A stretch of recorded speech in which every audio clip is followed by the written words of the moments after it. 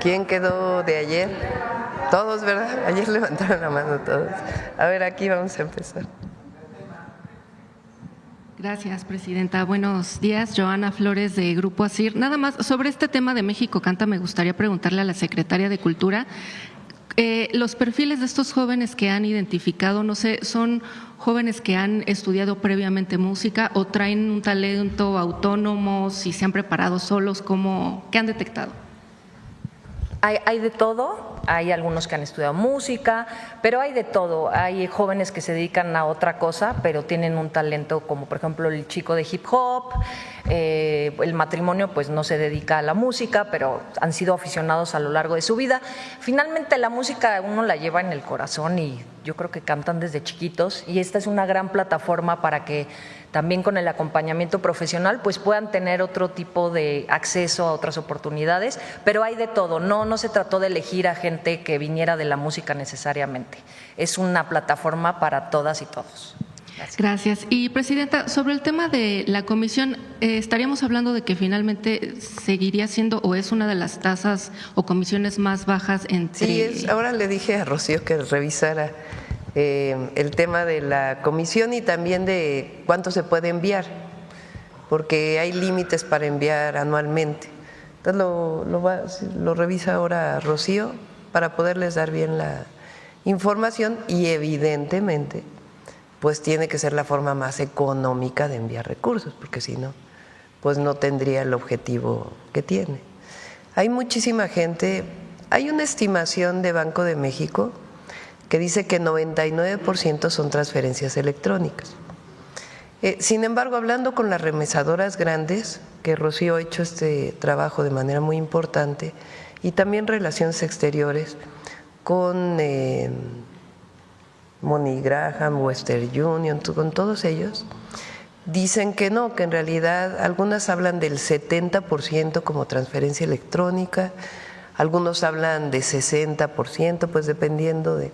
Entonces quiere decir que hay un número importante que no envía como transferencia electrónica. Quizá el Banco de México no toma en cuenta que se entrega el efectivo y de ahí viene la transferencia electrónica. Entonces, esta tiene que ser la alternativa más económica y más viable para todos los paisanos.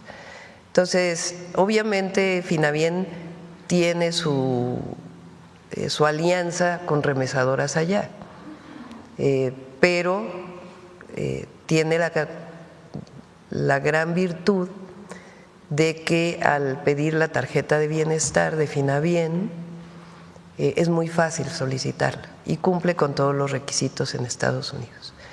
Entonces, cada viernes vamos a seguir informando y les ponemos la lista para que vean nuestros paisanos qué remesadoras son las que ofrecen mejor condición. ¿Qué quiere decir eso? Pues que le llegue más dinero a sus familias acá. Eso tiene que ver con la comisión, con el tipo de cambio, y la orientación pues es que entren a la página de los consulados, a la página de Finabien, para que vean los requisitos que se requieren e incluso pues que sepan que se puede enviar, que lo pueden aplicar a distancia y puede enviarse por correo la tarjeta y tiene también su aplicación. Entonces vamos a seguir informando. El impuesto entraría el 1 de enero del 2026, entonces tenemos un poco de tiempo para poder pues garantizar que esta es la mejor forma de envío, que cumple con todos los requisitos legales y que es la mejor manera para pues también los habitantes en México, que hay muchas familias, adultos mayores que reciben recursos de sus hijos y que de eso viven, además de la tarjeta de bienestar. Presidente, y también en el caso de ¿cuántos menajes de casa se realizan al año? No sé si tienen una estadística y si con esta simplificación puede aumentar. Sobre ¿Tienen todo… el dato de cuántos menajes? Adelante, Pepe. Perdón, presidente. Sí, en promedio andan alrededor de 1,000 al año, es decir, unos 3 al día. Ha habido años con un poco más, que fueron 2,090, por ejemplo, en 2017, y en lo que va del año van 819. No es un trámite masivo, esperamos que con esto pues se haga con mayor frecuencia, pero sí era importante que cuando lo hacen, pues sea fácil para poderse traer sus cosas, ¿no? Presidenta, y los, no sé, Por cierto, costos todo de… esto surgió porque un compañero del gobierno, les voy a contar la historia, me dijo en uno de los viajes que hacemos los fines de semana de las giras, oiga, presidenta, ¿sabe que mi novia estaba estudiando allá? Ya viene de regreso a México y le tuve que ir allá a ayudarle porque fue una tramitología tremenda para poder traer su homenaje, pues lo que compró allá para poderse regresar. Así surgió además de las solicitudes de los paisanos, y realmente en una semana se resolvió. El mayor problema es que tenían que tener un agente aduanal, pero hablando con aduanas pues no era necesario realmente, porque no es que traigan, pues traen sus homenajes, traen sus cosas. Entonces con describir qué es lo que traen, se les cree y ya pasan directamente por la aduana con su papel. ¿Y sus gastos de traslado es por parte de la persona? Eso es por parte de ellos, o sea, solamente aquellos que trabajan en el gobierno, que son parte del consulado, tienen un apoyo para poder traer su homenaje. Esta pues es la simplificación total y vamos a seguir anunciando otros apoyos, por ejemplo, pues que no sean víctimas de algún acto de corrupción en el camino de algún mal funcionario. Va a haber un teléfono directo de la presidencia para que puedan hablar y decir me pasó esto. Entonces estamos haciendo muchos temas para poderles ayudar. Presidenta, en otro tema, hace unos días Uber anunció que iba a trasladar al usuario final los costos o gastos que van a hacer para poder regularizar a sus colaboradores ahora como trabajadores. Me gustaría conocer, ya también Secretaría de Trabajo ya manifestó su opinión, pero me gustaría también saber qué opina usted de esto que anunció. Uber tiene ganancias impresionantes. No tiene por qué pasarle al consumidor final esto con así un cachito de este tamaño, que le den al trabajador.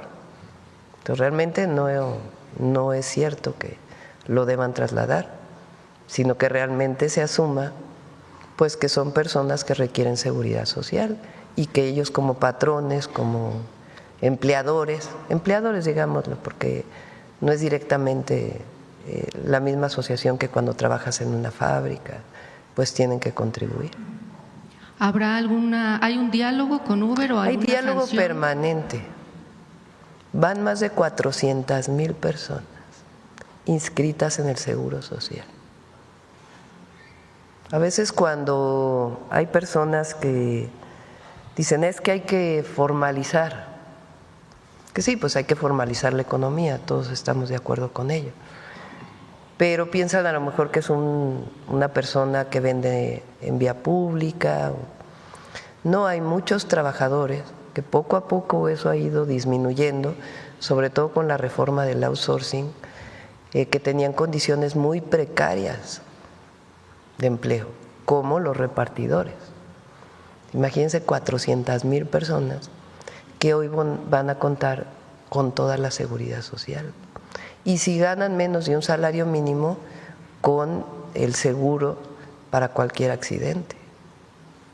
¿Habría, si no llegan a algún acuerdo con esta empresa, alguna sanción a la… Recuerden que son 6 meses de periodo de voluntario, pero bueno, la verdad es que es increíble porque todas las empresas están colaborando, hasta Didi, que algún día dije que no, también ya está colaborando. Entonces, no tiene por qué pasar al consumidor final y más bien hay que pensar positivo en que las empresas están de acuerdo. Somos el primer país del mundo que en este nuevo tipo de empleo de repartidores vinculados con plataformas digitales tienen seguridad social. Ellos participaron previamente en mesas, como nos habían informado, manifestaron esta intención. Participaron en mesas de Marat y Zoé, Marat Bolaños, secretario del Trabajo, y Zoé Robledo, director del IMSS, tienen mesas permanentes con ellos, tanto con las plataformas digitales como con trabajadores que tienen alguna duda, están abiertas las mesas. Pero nunca manifestaron esta intención de querer cobrar. No. Presidenta, y en otro tema, no sé si tuvo oportunidad esta semana, la jefa de gobierno anunció el bando 1, básicamente para tratar de regular el tema de las rentas, saber su opinión sobre esto y si esto podría ayudar, sobre todo ahora que viene el tema del Mundial el próximo año, que mucha gente va a estar viniendo y va a estar justamente recurriendo a este tipo de ofertas a través de rentas. No solamente es el que no pueda aumentar la renta más que la inflación. Por cierto, esto ya existía, nada más que ahora Clara le pone la vigilancia de ello para que realmente sea así. Ese es uno de los temas, pero son otros 9 puntos. Es decir, es un programa integral para fortalecer que quien vive en su colonia se pueda quedar en su colonia y que aun cuando haya desarrollo urbano, pues no se genere estos esquemas de gentrificación que provocan altos costos de la renta y de la vida en esos lugares. Entonces es un programa integral, es un muy buen trabajo de la jefa de gobierno y va a ayudar mucho, creo yo, a pues disminuir esta presión que tienen algunas colonias en la ciudad, como la Condesa, la Roma, la Juárez, en general colonias que están en la alcaldía Cuauhtémoc principalmente.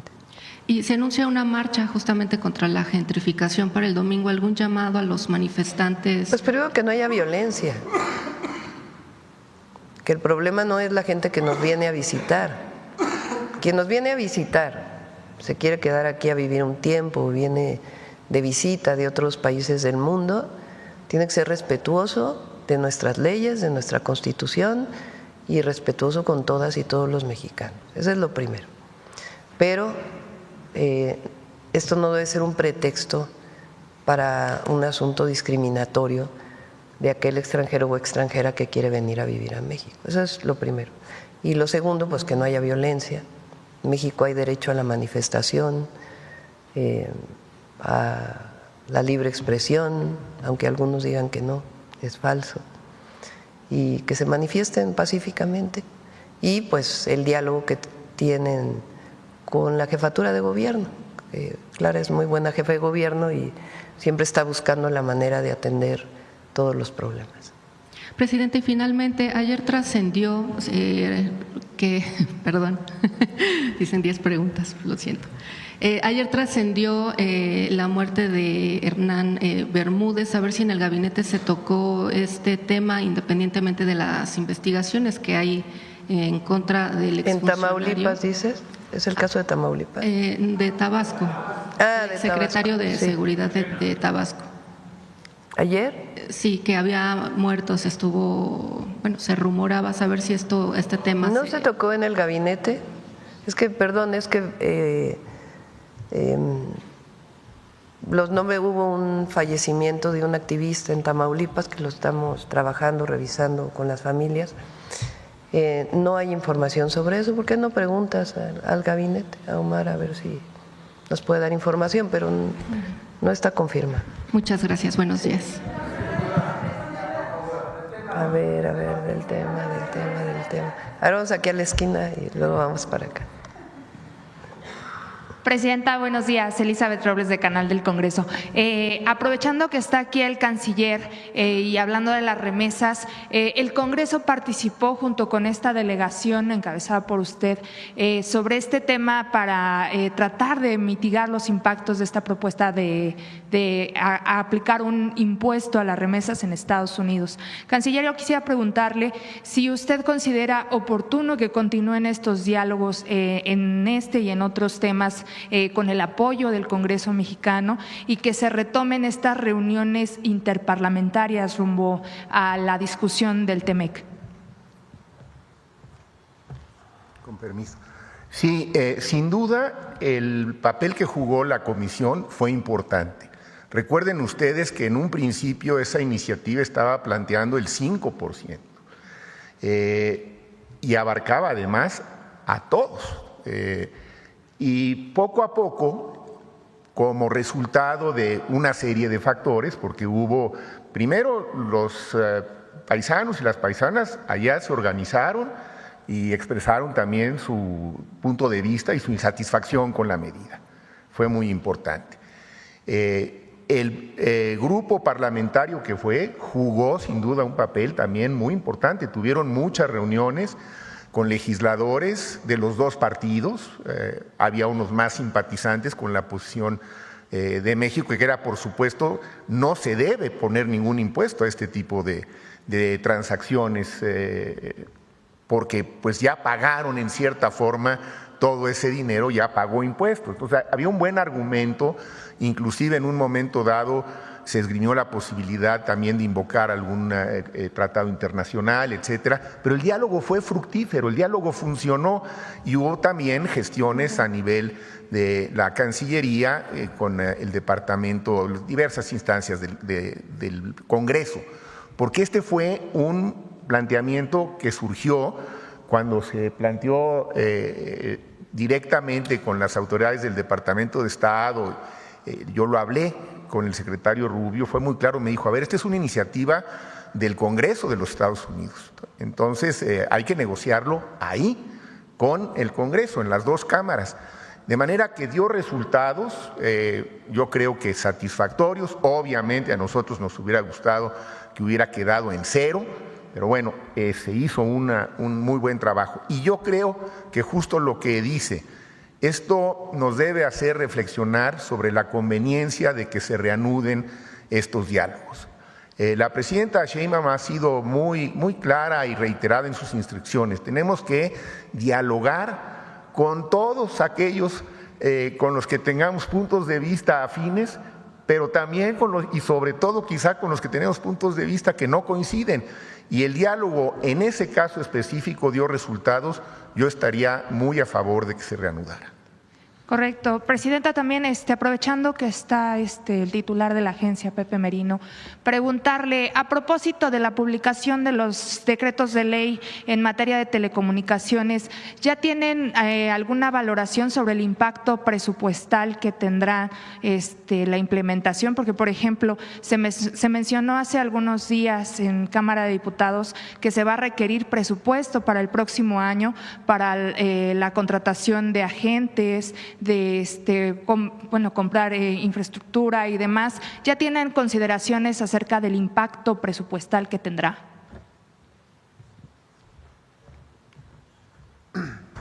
Estamos haciendo justamente la estimación. Lo que puedo adelantar es que el costo del nuevo regulador, la Comisión Reguladora de Telecomunicaciones, será sustantivamente menor al costo del regulador que antecede, estimamos en la mitad. En términos de infraestructura y tecnología, la verdad es que no se requieren mayores adquisiciones. Vamos a revisar los contratos que hoy tiene vigente el regulador previo, y cuando tengamos una cifra se las hacemos de su conocimiento de inmediato. Correcto. Y finalmente, Presidenta, preguntarle, el día de ayer en la Legislativa del Pueblo, esta conferencia que ofrece la mayoría en Cámara de Diputados, el diputado Arturo Ávila planteó la posibilidad de crear una comisión especial que dé seguimiento a esto que se conoce como el cártel inmobiliario. El tema de la gentrificación y el problema de vivienda es un tema que ha estado pues no solo en la ciudad, sino también en otros estados del país. Preguntarle cuál es su opinión al respecto. ¿Considera que desde el Poder Legislativo podría también trabajarse este asunto? Pues es decisión de ellos, ¿no? Yo creo que en el caso de la Ciudad de México, la jefa de gobierno actuó bien, rápido, frente a la demanda, la solicitud, también, por supuesto, sancionando el discurso xenofóbico y la violencia en las manifestaciones, pero rescatando la demanda legítima. Y se actuó bien, hay 10 puntos, creo que son 10 los que presentó. 14 puntos los que presentó. Entonces, un programa integral, y lo que requiera del apoyo del Gobierno de México lo va a tener, y si los legisladores quieren, pues también hacer su propia comisión, ¿no? Pues es cuestión de ellos. Gracias, Presidenta. Sí. Bueno, a ver ahí, pues acá la compañera que está desde ayer pidiendo, por favor. Gracias, presidenta. Yusbel Carolina, de Código Libre.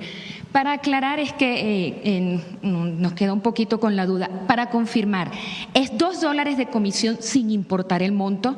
¿Es en función del monto de operación? Por ejemplo, presidenta, ¿se cobrarán $2 si manda $300 o $2.500? Vamos a hacer una cosa. Viene Rocío el lunes, si quieres, y con Iván, que tiene el quién es quién en las remesas, se ubica cómo queda Finabien dentro de este esquema y cómo es que se cobran las comisiones, y le damos más tiempo a esta parte. Okay, Lo cierto es que es la mejor opción. Sí. Pero para confirmar serían $2, ¿verdad?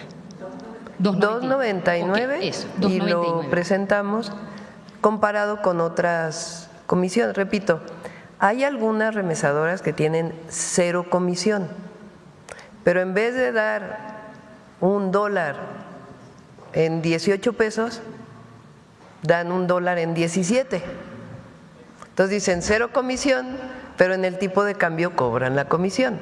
Entonces parece como que son mejores, pero en realidad en el promedio, por el tipo de cambio, pues ahí se están cobrando la comisión.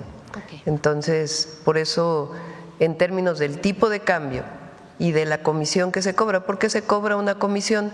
Pues porque son los gastos que tienen que ver con las personas que trabajan de un lado y de otro lado y lo que se tiene que pagar regulatoriamente. Entonces, esperemos para aclarar. Sí, Gracias. claro que sí. En otro punto, presidenta, Estados Unidos ya comenzó a construir la nueva fase del muro fronterizo entre Estados Unidos y México. ¿Qué opina de ello? Usted en su momento ha dicho que es mejor construir puentes que muro, y México ¿qué tanto está haciendo en este muro? ¿Se está pagando algo o no? ¿Y cuál es su opinión? No. Lo están haciendo ellos. Okay. Nosotros no estamos de acuerdo con el muro. Miren, sin muro se ha logrado pues una frontera muy segura, con la colaboración y la coordinación. No es necesario el muro, es una decisión del presidente Trump. Y nosotros lo que buscamos siempre con Estados Unidos es la cooperación para el desarrollo y el respeto a las y los mexicanos que viven en Estados Unidos.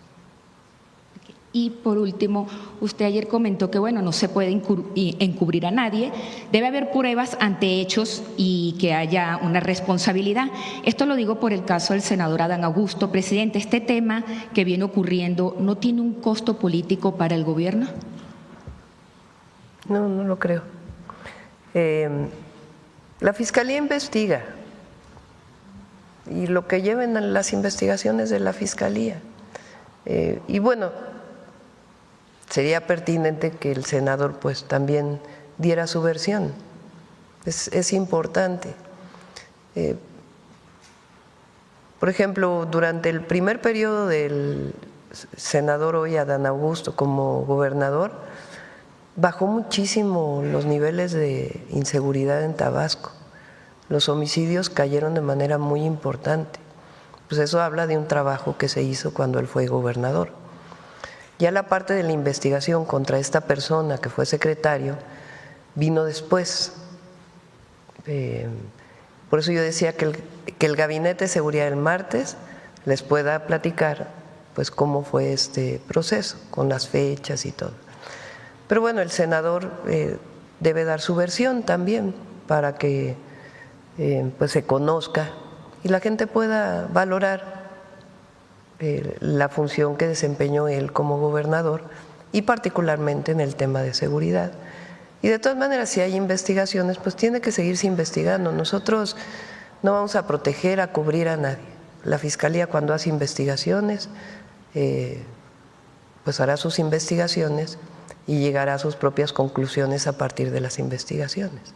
Pero me parece, él tiene su propia decisión, yo no le instruyo nada, no es de ninguna manera una imposición o algo así, pero sería muy bueno que él diera su versión para que pues la gente conociera también qué fue lo que él vivió como gobernador, qué fue lo que vivió con esta persona, cuáles fueron sus resultados y en todo caso cómo fue que pues llegó la información de que esta persona estaba involucrada con un grupo delictivo.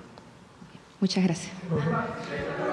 Del tema, a ver, ahorita vamos para acá.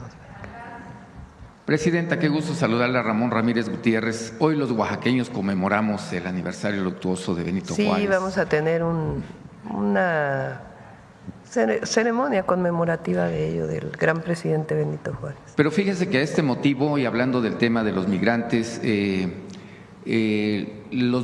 hemos mantenido, al menos a Oaxaca se ha mantenido en muchos aspectos, pero también una gran mujer que tiene que ver con Benito Juárez, Margarita Maza, mantuvo la República.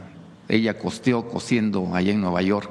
Creo que se necesita rememorarla en este día, como todos los días a Margarita Maza. Sí, cada año lo vamos a dedicar a una heroína.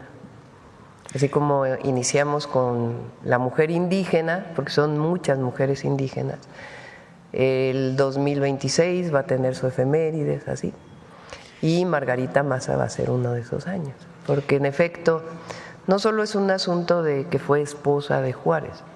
Primero fue una mujer con mucho sufrimiento, porque hubo un periodo cuando estuvo preso Juárez y después cuando vivió en Estados Unidos, después cuando viene Guerrero, donde ella cargó con todo el peso familiar y además pues un apoyo incondicional a Juárez y al movimiento de reforma.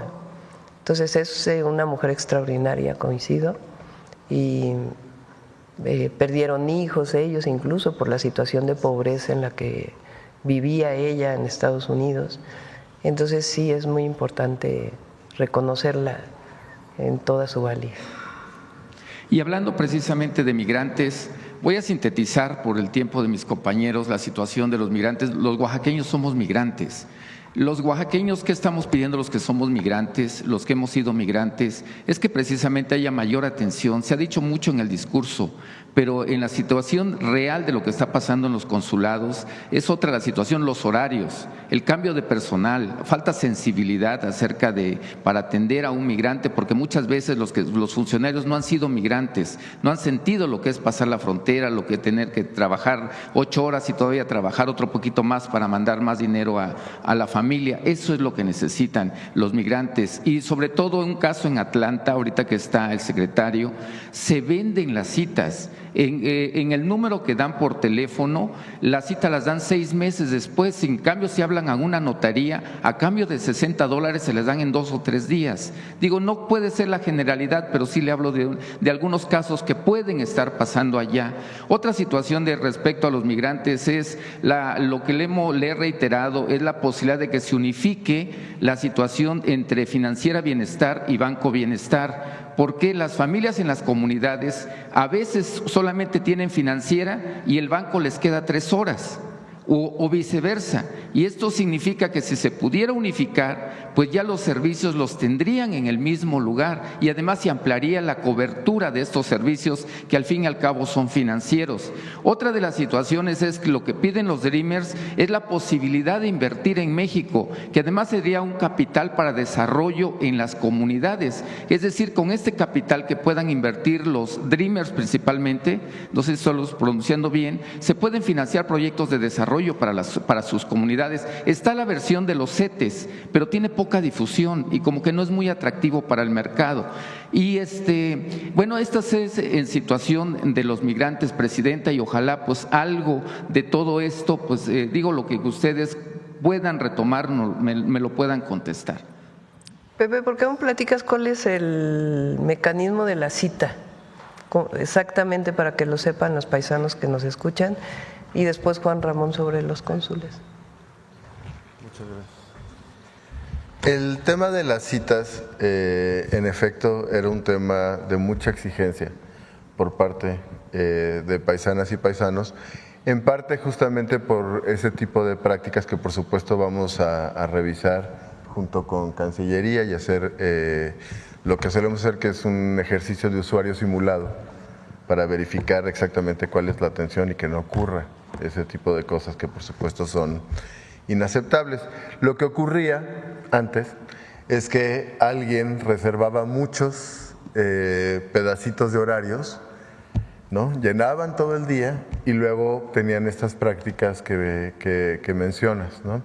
Hoy, en el portal de citas, que está habilitado en miconsolado.sre.gov.mx, eso ya es imposible, porque para dar una cita tienes que subir documentación. Entonces tú en el portal de citas dices, quiero hacer una corrección de acta de nacimiento, quiero hacer un menaje doméstico, el tipo de trámite que quieras, ¿no? Especificas, subes tus datos, subes la documentación que sea necesaria para el trámite en específico que quieres realizar. Alguien en el consulado valida que esta documentación esté completa ese mismo día y ya que está validada la documentación, te da el día y hora de la cita. Por supuesto, eso implica que nadie puede hacer esta práctica de quedarse con muchos horarios y luego tratar de venderlos, pero además implica que te ahorras una vuelta, porque ya tus documentos están validados, ya simplemente acudes a tu cita y por supuesto alguien por un tema de emergencia, una persona de la tercera edad, lo que sea, que requiera una atención inmediata sin una cita, puede acudir directamente al consulado y por supuesto se la atenderá bajo los lineamientos que mencionaba el canciller, que ya se publicaron, que ya se implementaron en todos los consulados, pero por supuesto hacemos una revisión del caso de Atlanta que menciona. Sería eso, presidente. Sí, solo para complementar, desde luego vamos a revisar el caso que menciona. Yo diría que todas las irregularidades las vamos a ir revisando, ahora sí que conforme vayan haciéndose las denuncias. Ahora, ¿qué estamos también haciendo en adición para tratar de erradicar estas prácticas? Estamos haciendo evaluaciones periódicas y a través de visitas no anunciadas, junto con la Agencia de Transformación Digital. Ya hicimos una primera ronda por cada uno de los consulados, donde llegaron algunas compañeras y compañeros de la agencia a hacer su trámite como cualquier otro. Y ahí pudimos identificar dónde estaba el número mayor de irregularidades. Entonces, hay una evaluación permanente. Por supuesto que nosotros no avalamos ninguna de estas prácticas, hay que denunciarlas. Y yo sí confío en que una vez que la digitalización esté plenamente asimilada por los usuarios y desde luego por los cónsules y sus colaboradores, pues esto tiene que disminuir y probablemente podamos llegar a erradicarlo. ¿Por qué no? Es decir, ¿dónde está el problema? El problema está fundamentalmente en que hay una práctica muy inercial que se prestaba a todo tipo de irregularidades. Bueno, está planteada una solución y está implementada. Y el otro tema de los horarios, te puedo decir que el nuevo modelo de atención consular plantea, entre otras cosas, horarios homologados para todos los consulados. De manera que esté claramente definido de qué horas a qué horas, inclusive tenemos medido cuánto debe durar aproximadamente cada trámite.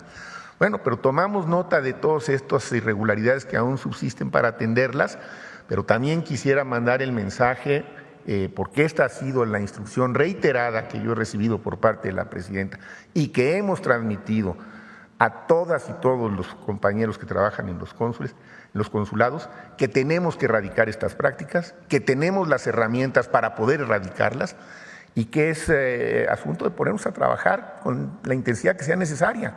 También quisiera decir que dentro de los nuevos modelos que hemos estado implementando, por ejemplo, para los nuevos nombramientos, a todos ellos se les dio un curso en el Instituto Matías Romero para que puedan llegar con todos los elementos necesarios. Este curso, que instruyó la presidenta también, se hizo ya obligatorio, de manera que ahora cuando alguien vaya a ser nombrado para un puesto de representación en consulados o en embajadas y que no tenga la formación del servicio exterior, tendrá que tener acreditado ese curso que les da los elementos fundamentales y las herramientas para trabajar.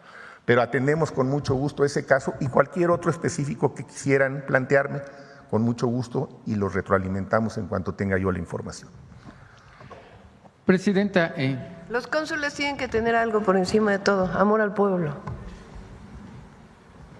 Entonces, yo los reuní aquí en este salón cuando entramos y les dije, tienen que tener un día de audiencia pública ustedes para que escuchen qué viven nuestros paisanos allá y cómo ayudarlos. Entonces, en algunos casos en esta revisión que se hizo, pues eran los casos más complejos donde no había una mínima empatía ni siquiera.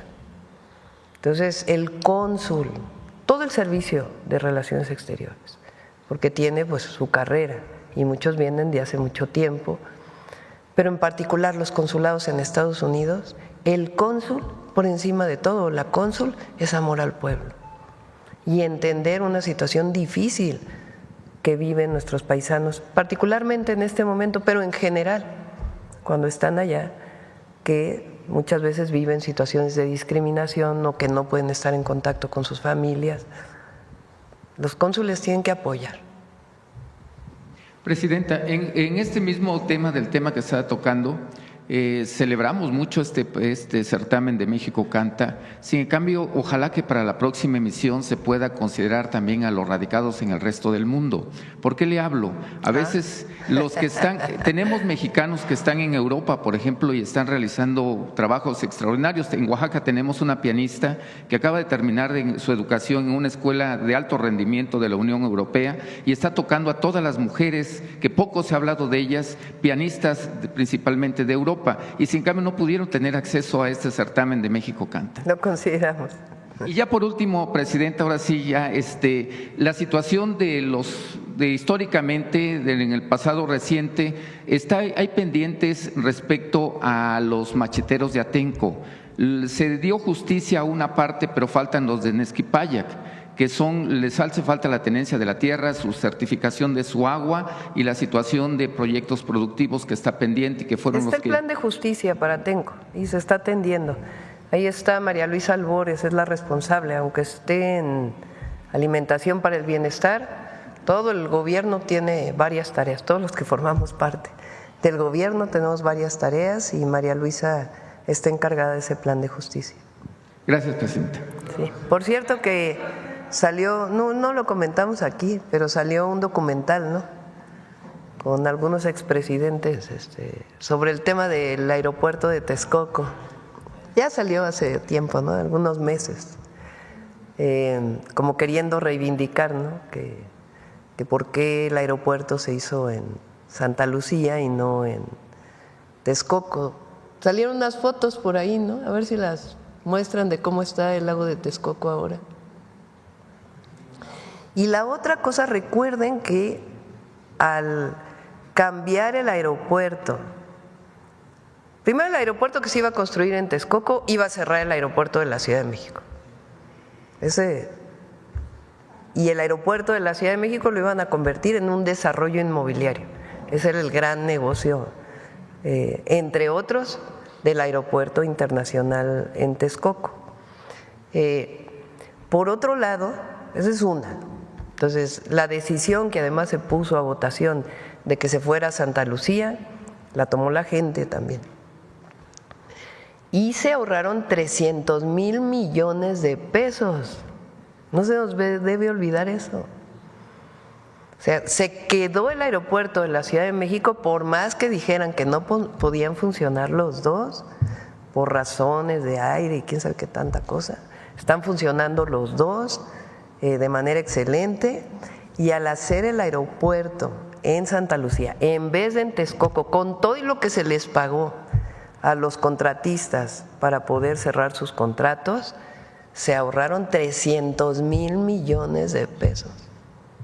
Entonces hay que tomarlo en cuenta eso. Bueno, vamos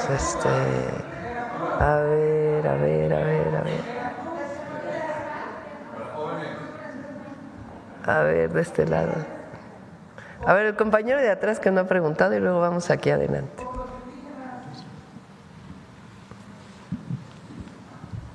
Muchas gracias, Presidenta. Buenos días a todas y a todos. Soy Arturo Sánchez, del periódico La Jornada. Me gustaría preguntar primero por la cuestión de los migrantes, en particular sobre el seguimiento que se le está dando al caso de Jaime Alanís, el mexicano que murió a causa de las heridas que sufrió en una redada. Entendemos que va para a California la directora de Protección Consular, pero más allá de eso queremos saber, nos gustaría saber, hablaron de poner una demanda. ¿La pondría el Gobierno de México? ¿La pondría la familia? ¿Por qué delitos exactamente? Gracias. A ver, con mucho gusto. Primero, yo creo que es muy importante aclarar que el Gobierno de México como tal, ante situaciones tan lamentables como la que se menciona del señor Alanís, el Gobierno como tal no tiene la capacidad jurídica para presentar la demanda. Por eso tenemos este programa de asesorías legales. ¿Qué es lo que hacemos? ¿Quién tiene que presentar la demanda? Alguno de los familiares en este caso del señor Alanís, cosa que está ocurriendo. ¿Qué es lo que hace el consulado? El consulado habla con la familia, examinan la situación, ofrece el apoyo legal y si la familia está de acuerdo, entonces la familia presenta la denuncia a través de quién. En este caso ya tenemos un despacho que está en contacto con la familia en Oxnard, en California, para que presente la demanda y nosotros impulsamos el proceso.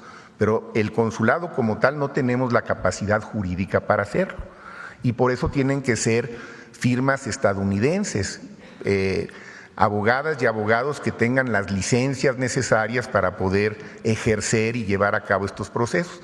En el caso del señor Alanís, lo que se está analizando es fundamentalmente causas de naturaleza civil, pero el despacho que ya conoce el caso, es un despacho que el titular es un licenciado Arias, está examinando cuáles son las mejores opciones para ya proceder formalmente. Y nosotros acompañamos el proceso. Y eso lo vamos a hacer en todos los casos en donde se violenten los derechos de los connacionales. Pero sí es muy claro que tiene que ser una firma local que tenga la capacidad y la familia o el propio afectado el que tiene que entablar la demanda. Entonces ese es el papel que hacemos los consulados y yo creo que en los próximos días tendremos más certidumbre sobre qué decidió este despacho que ya tiene el caso presentado y alguno de los familiares del señor Alanís está personalmente también dándole seguimiento. ¿Cuándo será repatriado el cuerpo? ¿Cuándo será repatriado su cuerpo? En cuanto también es otro tema también muy importante, que es además un trámite pues siempre muy doloroso, ¿no? Ahora, se tienen que concluir una serie de requisitos. El servicio médico forense de los Estados Unidos es muy riguroso, toma más tiempo y no se pueden repatriar los restos humanos antes de que esté el dictamen final del forense. No tengo una fecha precisa, pero yo creo que ya estamos muy cerca de que pueda hacerse ese movimiento de repatriación, que también es parte obviamente de lo que hace el consulado. Si te parece, hoy mismo me informo a ver si ya tenemos alguna fecha específica, pero sé que se ha estado acompañando. Tardan tiempo, recuerden ustedes que a veces nosotros pensamos que las cosas en México son muy lentas, pero hay algunas cosas en otros países que son todavía más lentas. Y yo recuerdo desde la pandemia, que estaba yo en Estados Unidos en aquella época, que fallecieron muchos connacionales y de otros lugares del mundo, que se tardaban muchísimo en liberar los restos humanos para poder repatriarlos. Pero estamos en ello y yo trataré de tener una fecha específica para comentártela en el curso del día. Por otro lado, me quisiera preguntarle acerca de unas declaraciones hechas por la fiscal general Pam Bondi hace un par de días en una conferencia de prensa en la que se daba cuenta de incautación de drogas y en la que ella señaló que, usó sus palabras, muchos inmigrantes ilegales están haciendo el trabajo de los cárteles en nuestras comunidades y lo señala casi prácticamente directamente de traficar drogas. Esto se acompaña con toda una, digamos así, narrativa del gobierno de autoridades estadounidenses que señalan que los inmigrantes son delincuentes. A diario el ICE en sus redes sociales publica las detenciones y se concentra en violadores, abusadores, exconvictos y demás, ¿no? Sin embargo, las cifras señalan claramente que de los que han sido deportados de octubre a la fecha, menos del 10% tienen cargos penales o cargos diferentes a la entrada irregular al país. Y solo una fracción, según datos del propio gobierno estadounidense, más del propio ICE, alrededor del 7% tienen cargos de delitos graves, como los que ellos señalan como si fueran comunes. ¿Cuál es su opinión al respecto? Nuestros paisanos que viven allá son extraordinarios. Puede haber un caso, siempre hay excepciones, de alguna persona que haya cometido un delito, pero sostienen la economía de muchos estados de la Unión Americana. Hoy están sufriendo en esos estados problemas, en servicios, en el campo, pues porque hay muchos paisanos que hay días que no van a trabajar. Entonces, son gente buena. Recientemente salió una propuesta, a ver si el próximo viernes hablamos de ella, de senadores republicanos y demócratas para legalizar a los trabajadores y trabajadoras que están allá a partir de cierta época, no con nacionalidad, pero sí con permisos de trabajo. A mí me parece que esa es una opción muy buena, la hemos defendido siempre, y la defensa que tengamos que hacer de los mexicanos. La migración, no se debe criminalizar la migración. La gente migra por necesidad, en el 99.9% de los casos. Mexicanos, centroamericanos, sudamericanos y muchas personas de otras nacionalidades que van a Estados Unidos buscando una vida mejor, por tener una economía, pues la economía más importante de todo el mundo todavía. Entonces, se fueron a buscar una vida mejor y en muchos de ellos ya incluso tienen la nacionalidad o tienen hijos allá que tienen la nacionalidad. Y recientemente salió la encuesta de Gallup, incluso la compara, a ver si la ponemos, de lo que piensa el pueblo estadounidense, que ha cambiado la visión. Una época en que se veía mal a los migrantes o había una concepción equivocada, no le voy a poner otro calificativo, hacia las y los migrantes de México y de otros países de América Latina y del Caribe. Pero resulta que con esta encuesta, a ver si ahora sale, la mayoría del pueblo estadounidense está de acuerdo con que se queden en Estados Unidos los migrantes y no está a favor de las redadas. Entonces, es muy interesante.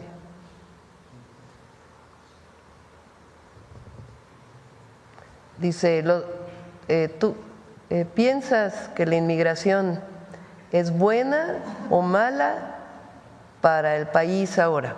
El país se refiere a Estados Unidos. 79% piensa que es buena.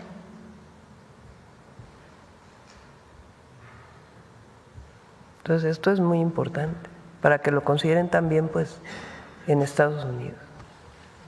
En otro tema, esta semana hubo una cumbre en Bogotá en la que estuvo la relatora especial de la ONU para los territorios palestinos, Francesca Albanese, y ahí estuvo de alguna manera la representación mexicana. Me gustaría preguntar específicamente en qué consistió la representación mexicana, la participación mexicana en esta cumbre y si es algún respaldo para Albanese en relación a las sanciones que le ha impuesto el gobierno estadounidense. ¿A quién? A la relatora especial, Francesca Albanese. Nuestra posición siempre va a ser, ahora le paso el micrófono. Nosotros, y es una posición de hace mucho, no solamente de nuestro gobierno, es que debe haber dos estados, Israel y Palestina, y que estamos en contra de la guerra. Esa es nuestra posición siempre. No sé, Juan Ramón, si quieres comentar algo más. Así es, en efecto, Presidenta, desde los años finales de los años 40, La posición de México reiteradamente ante Naciones Unidas es justo la que acaba de señalar la presidenta. México está a favor de que haya 2 estados con fronteras seguras y que convivan de manera pacífica. Y esto, de hecho, es una resolución que ha adoptado las Naciones Unidas y que no se ha podido implementar. Ahora, en relación a la reunión específica que señalas, en efecto, estuvo nuestra embajadora ahí, estuvo en calidad de observadora, hay muchas iniciativas. Nosotros vamos a seguir los planteamientos de Naciones Unidas con esa posición que históricamente ha estado definida y que además estamos convencidos que es la única que tiene viabilidad. Y en ello también puedo decirles que las últimas veces que se ha presentado esta iniciativa nuevamente ante la Asamblea General cuenta con un apoyo casi abrumador, ¿no? Próximamente, el mes que entra, habrá nuevamente una sesión al respecto en Naciones Unidas y ahí el embajador Vasconcelos refrendará esta misma posición. Y desde luego siempre ofreciendo la posibilidad de que México, que es un país confiable en el mundo del multilateralismo, pueda ayudar a mediar o a construir diálogo entre las partes en conflicto. Recuerden ustedes que la solución pacífica de las controversias internacionales es otro de los principios normativos de nuestra política exterior que sigue teniendo una enorme vigencia. Así que vamos a ser consistentes con esos principios y con lo que históricamente hemos venido defendiendo y argumentando. Y en la medida de lo posible, pues tratar de acercarla a las partes y fomentar el diálogo. Por eso también México siempre ha estado a favor de que las partes en conflicto se mantengan en la mesa, porque luego surgen por ahí iniciativas de que hay que expulsar a uno de los dos de algún consejo, de algún comité, y esto lo único que conlleva es a imposibilitar literalmente que se restablezca el diálogo. Entonces puedes estar muy en contra de la posición de alguna de las partes en conflicto, expresar las razones por las cuales estás en contra, pero mantenerlo siempre en la mesa para que el diálogo siga siendo una opción latente. Entonces esa será la posición, son las instrucciones que hemos recibido, es consistente con nuestra visión histórica y creo que es la única opción viable en ese histórico y lamentable conflicto. En este mismo sentido, me gusta, en el informe que presentó recientemente Albanese sobre empresas que se benefician del genocidio contra los palestinos, menciona a una firma mexicana, Orbia Advanced Corporation, ¿no? Antes llamada Mexichem, en la que aparece en la lista a través de la subsidiaria Netafilm, de la que es propietaria en un 80%. Y de acuerdo con este informe de la ONU, Netafilm es líder mundial en tecnología de riego por goteo, proporciona infraestructura para explotar los recursos hídricos en la Cisjordania ocupada. El informe dice que la empresa ha diseñado su tecnología agrícola en concordancia con las necesidades expansionistas de Israel. ¿Qué información tiene usted y su gobierno al respecto? Y si se han tomado alguna medida para supervisar esta empresa a raíz del informe de la ONU. Gracias. Sabemos que es una empresa que tiene trabajo allá, pero catalogarla como esto, pues habría que investigar y que la propia empresa también dé su punto de vista. Gracias, presidente. Sí. Bueno, ya se está acabando. Vamos aquí. Gracias, presidenta Claudia Sheinbaum. Soy Aisa García de Telesur. La primera pregunta es relacionada con las tarjetas de Finabiem. Es un tema importantísimo, por eso hay que insistir. Y ahí tengo dos dudas. Primero, ¿ahí se requiere cita en el consulado, lo que se conoce como cita consular, para pedir en los consulados esta tarjeta? ¿Es un trámite más? Y como segundo punto, a mí me gustaría saber cómo se benefician las familias mexicanas, las que viven aquí, usando el migrante mexicano, el paisano, las tarjetas de Finabiem para enviar las remesas. Rocío. Muchas gracias. Sí, voy a tratar de ser muy sintética. Efectivamente, ante la pregunta de si se requiere cita, no. Se supone que llegan directamente a los consulados, no necesitan cita, no tienen que hacer fila. Principalmente en los consulados son las ventanillas de asesoría financiera las que entregan estas tarjetas. Entonces, pues todos los consulados tienen suficientes tarjetas para entregar. ¿Y cómo se benefician las familias mexicanas? Tenemos una propuesta que estamos trabajando desde hace unos 2 años, que es que las familias que reciben la remesa acá tengan un impacto más productivo, que si bien lo tienen que utilizar en alimentos, en educación, en vestido y obviamente en mejoría de la vivienda, también puedan dejar una parte en ahorro. ¿Qué quiere decir? Que si en promedio las familias envían $400 al mes, recibe el familiar aquí en México, que al menos dejara una partecita en ahorro, ahí les estamos abriendo su cuenta en CETES principalmente, y que ese ahorro también nos pueda servir como un colateral para obtener un crédito si tienen un negocio. Entonces, las familias les estamos ofreciendo eso cuando llegan acá a nuestras sucursales, que pueda ser una remesa más productiva, un círculo virtuoso que le llamamos, para que puedan tener pues mucho más beneficios precisamente al llegar con nosotros. Gracias. Como segunda pregunta… Pero la pueden pedir por correo también, ¿eh? Ahí a ver si ponle el correo otra vez. Adelante. ¿Por correo postal o por correo electrónico? La piden por correo y después por correo postal les llega la tarjeta. Está genial. Sí. Presidenta, en cuanto al tema del ICE, las redadas, los migrantes, fíjese que hablando con nuestros corresponsales en Los Ángeles, nos dicen que una de las grandes preocupaciones justamente de las familias de los migrantes en Estados Unidos, en los lugares donde han habido redadas, es que cuando el ICE detiene a un migrante, pues pasan largas horas y hasta días en saber, bueno, a dónde se lo llevaron. Y mi pregunta concreta es si nuestros consulados conocen en tiempo real, por parte del ICE, a dónde son llevados los migrantes mexicanos. Se solicita la información permanentemente. Ahí sí hay una relación de la que se refería el canciller, pues del consulado con la propia embajada, también con las instituciones como ICE o CBP.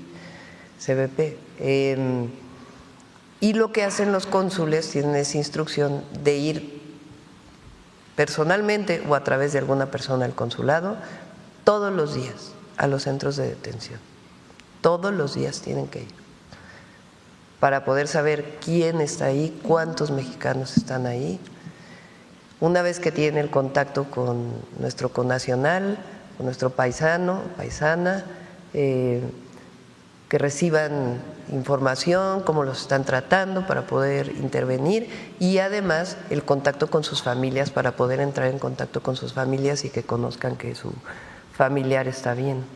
Entonces, eso es lo que hacen los consulados y la verdad en eso todos los consulados han estado trabajando de manera muy importante.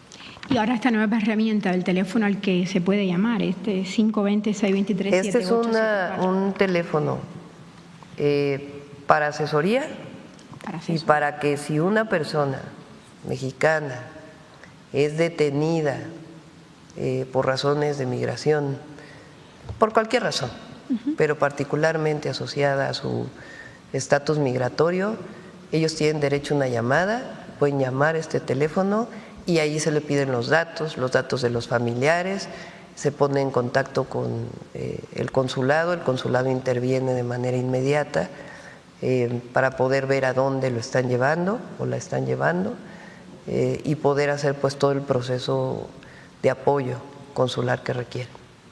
Presidenta, en otro tema, ¿usted se ha avanzado en el tema de la reunión de usted con el presidente Trump? No, está un equipo ahora en Estados Unidos, está el subsecretario para América del Norte, Roberto Velasco, está Luis Rosendo, parte de Economía, también subsecretario, y está Roberto Lázari por parte de Hacienda, también hay una compañera de Energía por algunos temas que habían planteado, y ya, ¿verdad? Sí, ¿verdad? Son estos 4. Ayer tuvieron reunión, hoy tienen más reuniones y se está trabajando. El objetivo pues es llegar a un acuerdo, evidentemente antes del 1 de agosto. Pero no se ha hablado más de su reunión con Trump. No, por lo pronto no. Ayer le preguntaron aquí en la mañanera sobre cómo su gobierno iba a ayudar a los productores con este tema del arancel del 17.09%. A mí me gustaría saber no cómo van a ayudar a los productores, porque al final los productores han tenido ganancia todos estos años y van a seguir teniéndola, aún con el arancel. Mi pregunta va dirigida de si no sería adecuado ayudar a la gente que se va a quedar sin trabajo probablemente, que va a ser afectada con estas medidas del arancel. Y sobre todo teniendo en cuenta que los migrantes mexicanos que están regresando tienen una amplia destreza también en el campo. Seguramente se quieren ocupar aquí en el campo mexicano, en producir tomate. En el campo y en muchas otras tareas, en servicios, en manufactura. ¿Cómo es el grupo de trabajo? El secretario Verdegué de Agricultura pues tiene reuniones desde hace un buen rato. Ahí también participa Economía por el tema, más que arancel en este caso es una compensación, le llaman, de una cuestión que venía desde hace décadas. Entonces tienen reuniones con las asociaciones. ¿Qué les pedimos? Y se va a hacer conjuntamente un censo de todos los productores de jitomate en todos los estados de la República donde se produce jitomate y se exporta. En ese censo vamos a ver cuáles son, aunque ya hay información, pero un censo todavía más detallado, los grandes productores, que es a los que menos les afecta, porque además ellos van a seguir exportando y van a seguir manteniendo los empleos. A quien más le puede afectar es al pequeño propietario que produce jitomate y que el impuesto pues sí le va a poder afectar en sus costos de producción. A ellos es a quienes vamos a apoyar y evidentemente a los trabajadores jornaleros que pudieran estar trabajando. Entonces es un programa integral que tiene que ver con exportación a otros lugares, tiene que ver con procesamiento del jitomate en México, tiene que ver con sustitución de cultivos. Entonces se está trabajando con ellos y yo espero que la próxima semana ya tengamos una primera propuesta. ¿Y este programa incluye mirar hacia otros mercados para vender el tomate? Sí, por ejemplo, Japón, exportamos a Japón jitomate. Se está viendo la posibilidad de que se amplíe la exportación. Con Japón es parte del tratado del Asia-Pacífico. Entonces, y hay otros países también a donde exportamos. Es más caro exportar por el flete a Europa. Alemania, yo no sabía, es uno de los grandes consumidores de jitomate. Pero es mucho más caro por el flete exportarlo a Alemania. Hay más facilidad porque además la mayor parte de los productores están en el Pacífico, exportarlo hacia. Entonces están viendo todas las posibilidades. Ahí obviamente apoya relaciones exteriores con las embajadas, por ejemplo de Japón en México. Entonces se están viendo todas las opciones, pero sí es importante el Estados Unidos, el consumidor de Estados Unidos, el pueblo de Estados Unidos. Jitomate se usa en Estados Unidos muchísimo. No hay sustitución en este momento del jitomate mexicano. No hay. Entonces van a seguir exportando, por supuesto les impacta el impuesto, pero van a seguir exportando y nosotros buscamos todas las opciones posibles. Gracias, Presidenta. Gracias. A ver.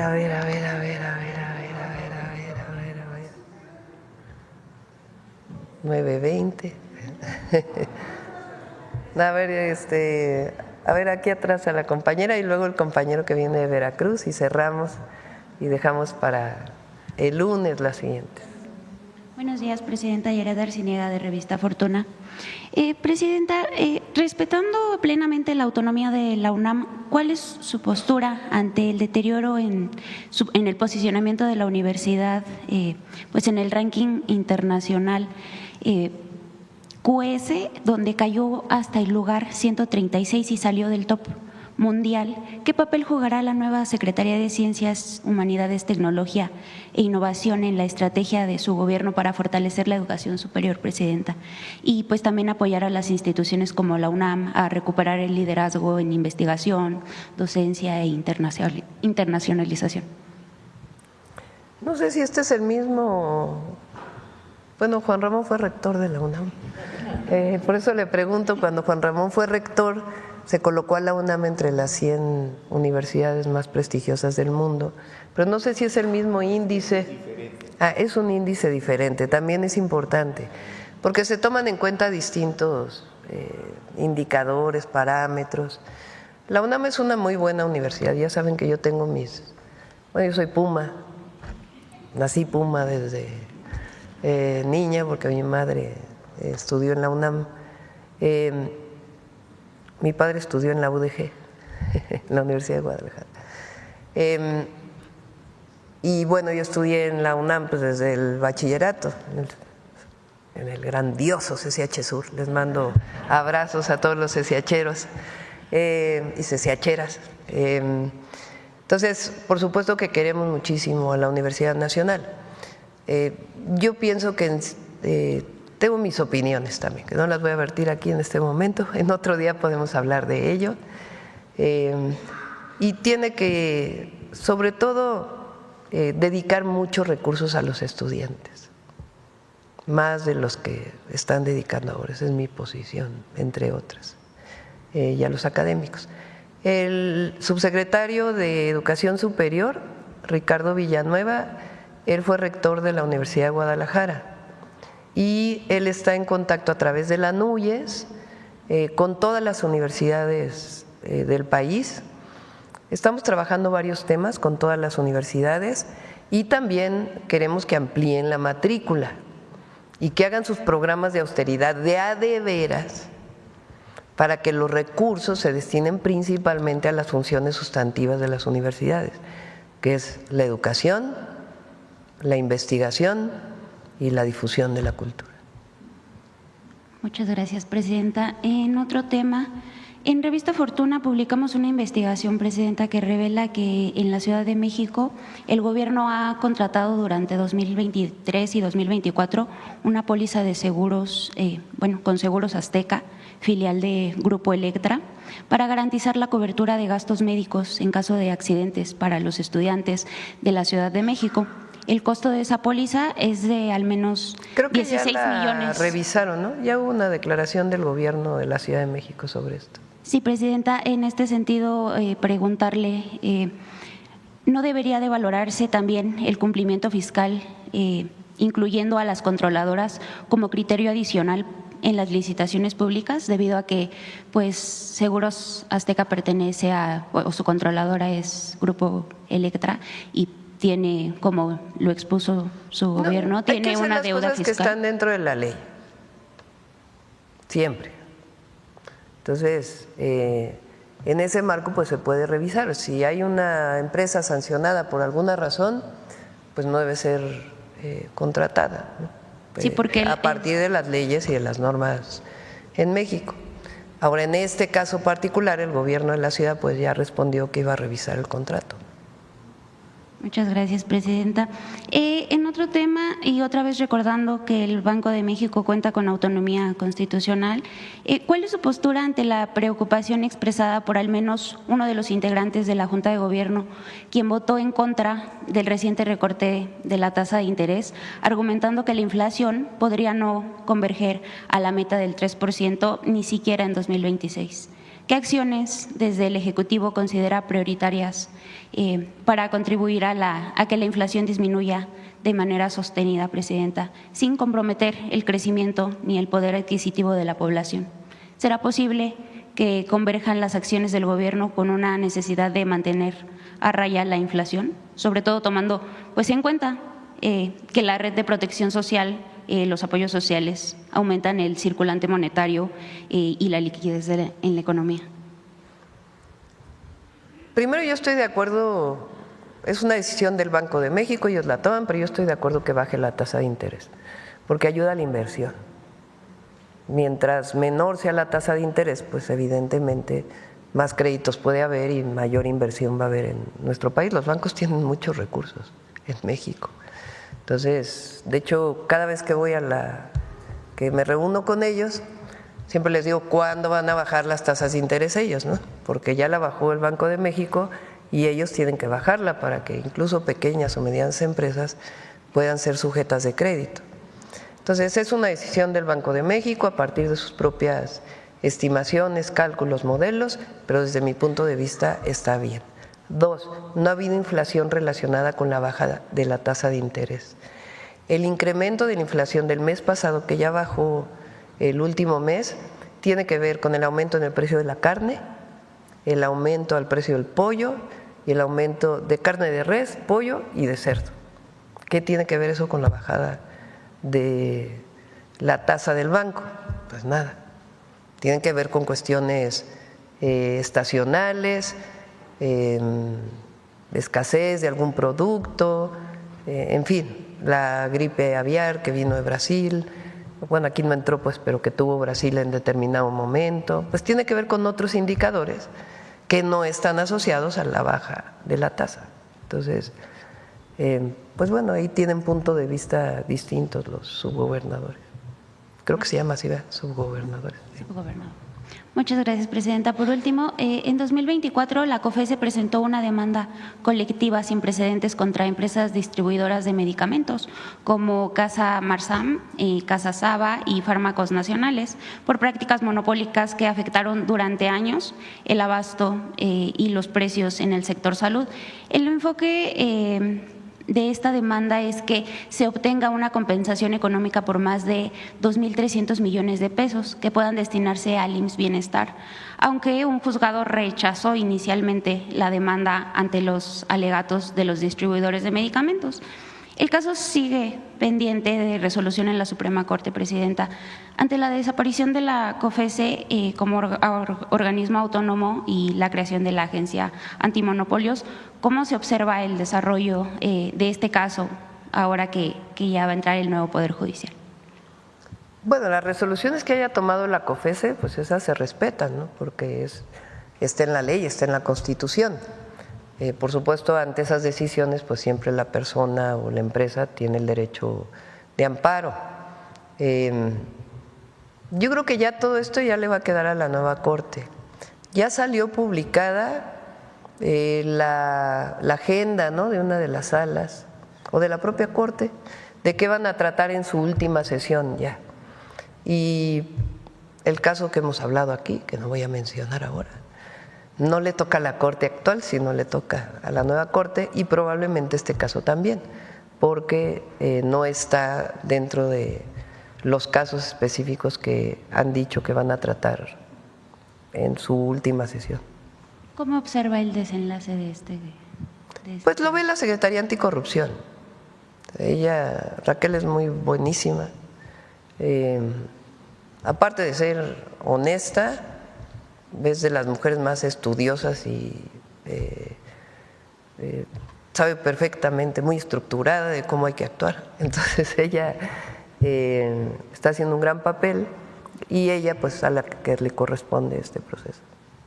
Muchas gracias, Presidenta. Sí. Buen día. Bueno, ya la última, ahora sí. Gracias, señora Presidenta. Ricardo Ramírez Juárez, del portal en privado veracruz.com.mx de la ciudad de Jalapa. Con profundo respeto y esperanza me dirijo a usted en nombre de miles de niñas y jóvenes indígenas de Papantla y de toda la región del Totonacapan para preguntarle con el corazón abierto cuál ha sido el curso que se le ha dado a la petición que con tanta ilusión hicimos llegar a través de este espacio. Esa petición representa mucho más que un anhelo, es el sueño colectivo de que el Instituto Politécnico Nacional Campus Papantla se convierta en una realidad palpable, porque para estas niñas y jóvenes el acceso a la educación superior no es solo una meta académica, sino una puerta abierta al futuro, a la dignidad y a la justicia social. Gracias a aquella solicitud presentada el pasado 31 de enero y a la fuerza de nuestras voces unidas, la señora gobernadora Rocío Nale García visitó el 10 de febrero las instalaciones ya construidas por el Instituto Politécnico Nacional, acompañada entonces por el secretario del Ayuntamiento, hoy alcalde electo de Papantla, Gonzalo Flores Castellanos. Esa visita fue un paso firme hacia adelante, una señal de que sí es posible cuando hay voluntad y compromiso. Hoy, más que nunca, confiamos en usted, señora presidenta. Usted que ha roto barreras y ha abierto camino como la primera mujer en liderar nuestra nación. Sabe bien que el conocimiento transforma destinos.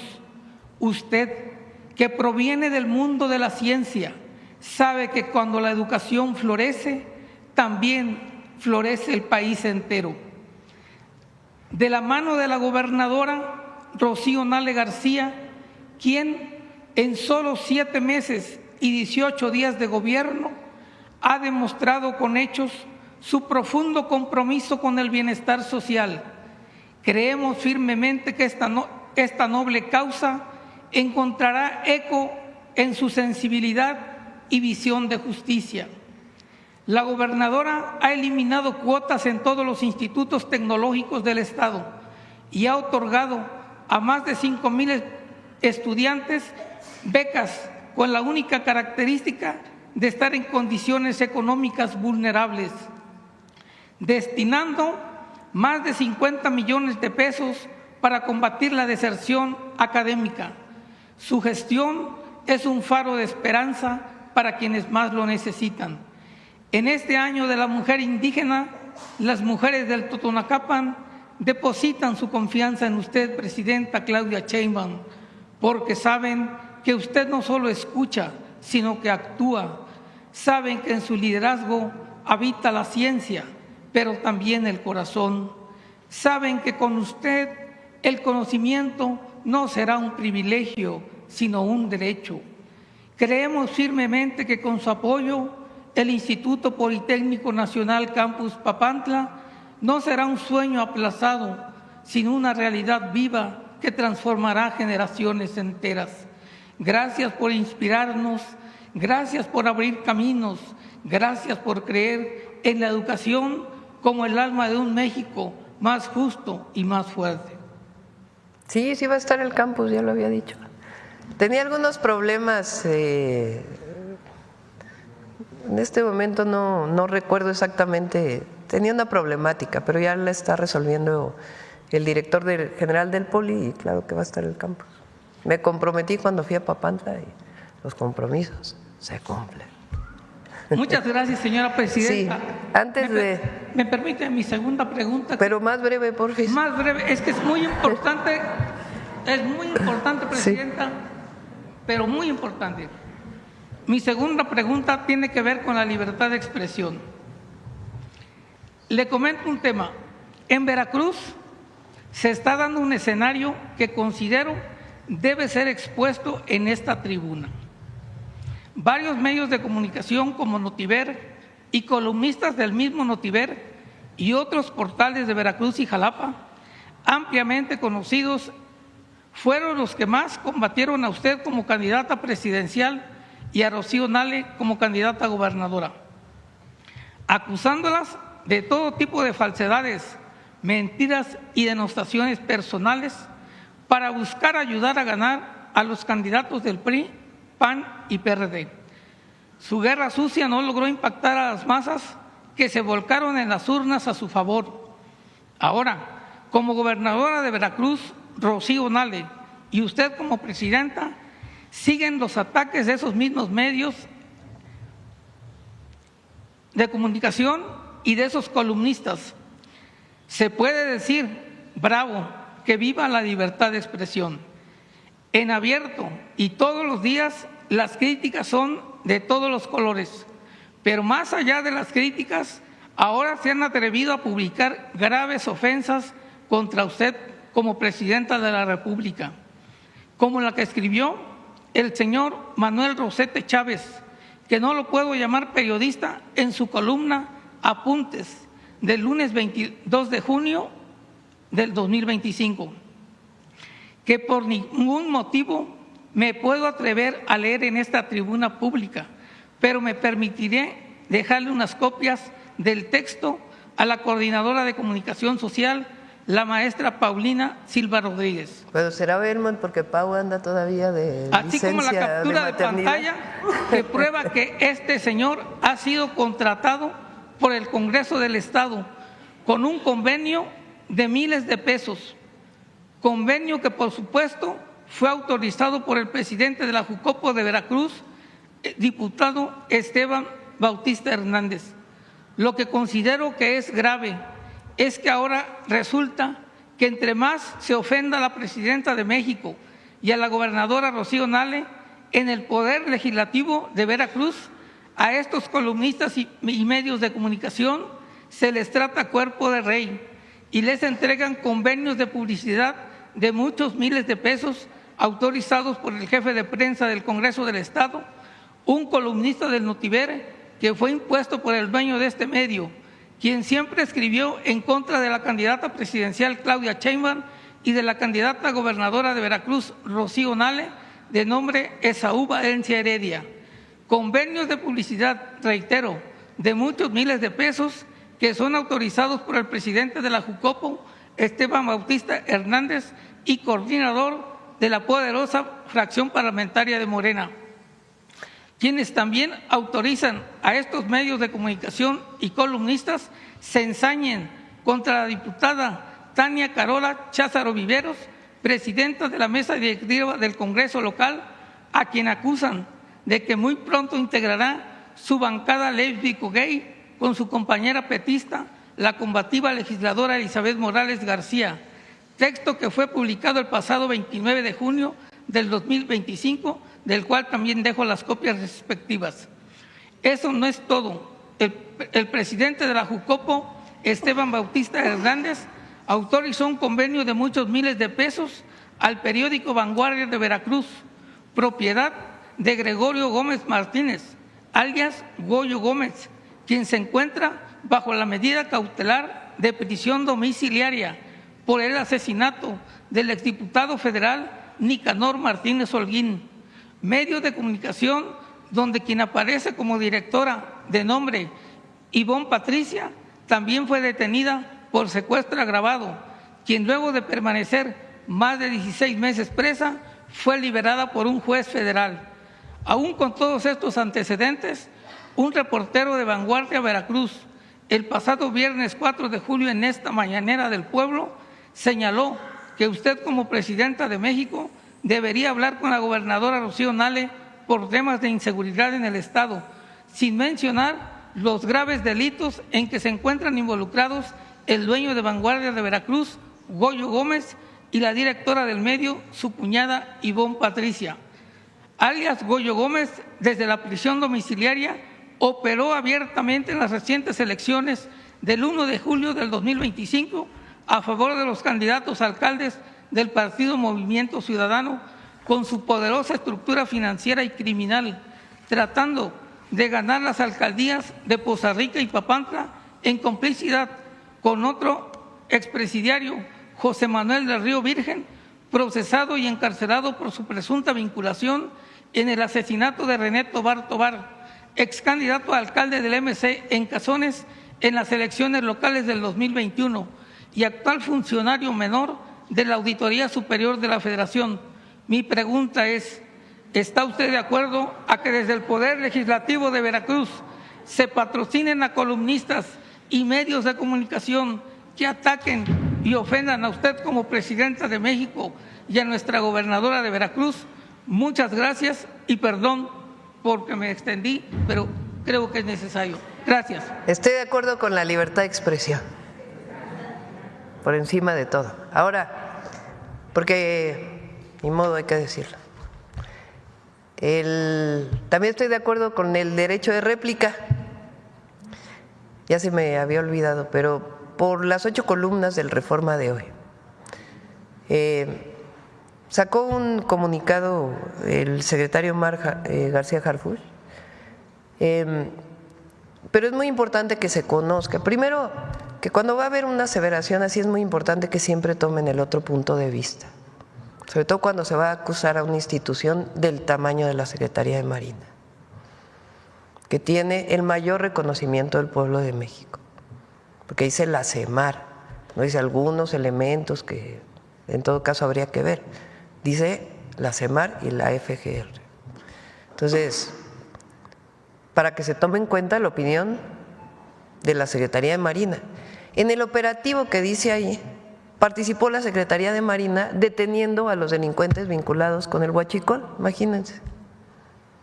O sea, acusa que hay vínculos y es la propia Secretaría de Marina quien encabeza este operativo, obviamente con la Fiscalía General de la República, para las detenciones que se realizaron. Entonces, un llamado, porque considero que hay libertad de expresión, pero también hay derecho de réplica, y sobre todo cuando se acusa a dos instituciones y particularmente a la Secretaría de Marina, que es de lo mejor que tiene nuestro país.